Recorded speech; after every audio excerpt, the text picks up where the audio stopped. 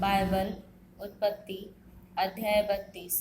याकूब ने भी अपना मार्ग लिया और परमेश्वर के दूत उसे आ मिले। उनको देखते ही याकूब ने कहा, यह तो परमेश्वर का दल है।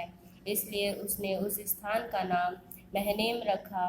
तब याकूब ने सेईर देश में अर्थात एदोम देश में अपने भाई एसाव के पास अपने आगे दूत भेज दिए और उसने उन्हें यह आज्ञा दी, मेरे प्रभु एसाव से यूँ कहना, तेरा दास याकूब तुझसे यूँ कहता है कि मैं लाबान के यहाँ परदेसी होकर अब तक रहा और मेरे पास गाय बैल गधे भेड़ बकरियाँ और दास दासियाँ हैं।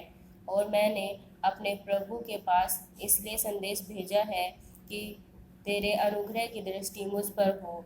वे दूत याकूब के पास लौट के कहने लगे, हम तेरे भाई एसाव के पास गए थे और वह भी तुझसे भेंट करने को 400 पुरुष संग लिए हुए चला आता है। तब याकूब बहुत डर गया और संकट में पड़ा और यह सोचकर अपने साथियों के और भेड़ बकरियों और गाय बैलों और ऊँटों के भी अलग अलग 2 दल कर लिए कि यदि एसाव आकर पहले दल को मारने लगे तो दूसरा दल भागकर बच जाएगा। फिर याकूब ने कहा, हे यहोवा, हे मेरे दादा अब्राहम के परमेश्वर, हे मेरे पिता इसहाक के परमेश्वर, तूने तो मुझसे कहा था कि अपने देश और जन्मभूमि में लौट जा और मैं तेरी भलाई करूँगा। तूने जो जो काम अपनी करुणा और सच्चाई से अपने दास के साथ किए हैं, कि मैं जो अपनी छड़ी ही से लेकर इस यरदन नदी के पार उतर आया और अब मेरे 2 दल हो गए हैं। तेरे ऐसे ऐसे कामों में से मैं एक के भी योग्य तो नहीं हूँ। मेरी विनती सुनकर मुझे मेरे भाई एसाव के हाथ से बचा। मैं तो उससे डरता हूँ, कहीं ऐसा न हो कि वह आकर मुझे और माँ समेत लड़कों को भी मार डाले। तूने तो कहा है कि मैं निश्चय भलाई करूँगा और तेरे वंश को समुद्र के बालू के किनकों के समान बहुत करूँगा, जो बहुतायत के मारे गिने नहीं जा सकते।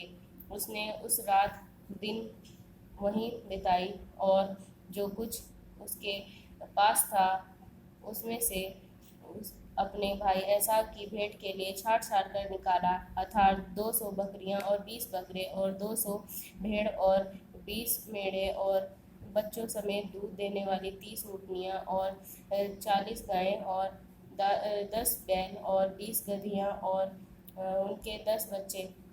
इनको उसने झुंड झुंड करके अपने दासों को सौंप कर उनसे कहा, मेरे आगे बढ़ जाओ और झुंडों के बीच बीच में अंतर रखो। फिर उसने अगले झुंड के रखवाले को यह आज्ञा दी, जब मेरा भाई एसाव तुझे मिले और पूछने लगे, तू किसका दास है तो और कहाँ जाता है, और ये जो तेरे आगे आगे हैं वे किसके हैं, तब कहना, यह तेरे दास याकूब के हैं। हे प्रभु, हे मेरे प्रभु एसाव से ये भेंट के लिए तेरे पास भेजे गए हैं और वह आप ही भी हमारे पीछे पीछे जा रहा है। और उसने दूसरे और तीसरे रखवाले को भी वरन उन सबों को जो झुंडों के पीछे पीछे थे ऐसी ही आज्ञा दी, जब ऐसा तुमको मिले तब इसी प्रकार उससे कहना और यह भी कहना, तेरा दास याकूब हमारे पीछे पीछे आ रहा है, क्योंकि उसने यह सोचा कि यह भेंट जो मेरे आगे आगे जाती है, इसके द्वारा मैं उसके क्रोध को शांत करके तब उसका दर्शन करूँगा, तो हो सकता है वह मुझसे प्रसन्न हो जाए। इसलिए वह भेंट याकूब से पहले पार उतर गई और वह आप उस रात को छावनी में रहा।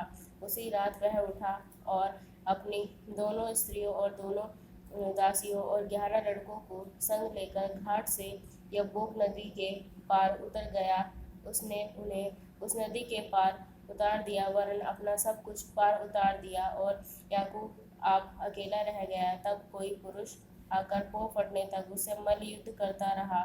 जब उसने देखा कि मैं याकूब पर प्रबल नहीं होता, तब वह उसकी जांघ की नस को छुआ और याकूब की जांघ की नस उससे मल्ल युद्ध करते चढ़ गई।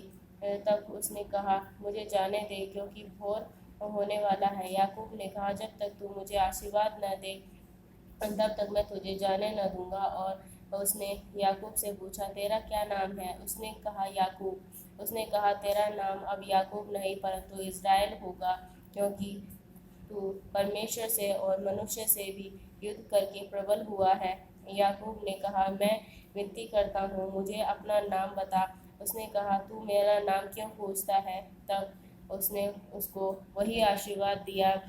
तब याकूब ने यह कहकर उसका नाम पनीएल रखा, परमेश्वर को आमने सामने देखने पर भी मेरा प्राण बच गया है। पनीएल के पास से चलते चलते सूर्य उदय हो गया और वह जांग से लंगड़ाता था। इज़राइल जो पशुओं की जांग को जोड़ वाले जंगानस को आज के दिन तक नहीं खाते, इसका कारण यही है कि उस पुरुष ने याकूब की जांग के जोड़ में जंगानस को छुआ था।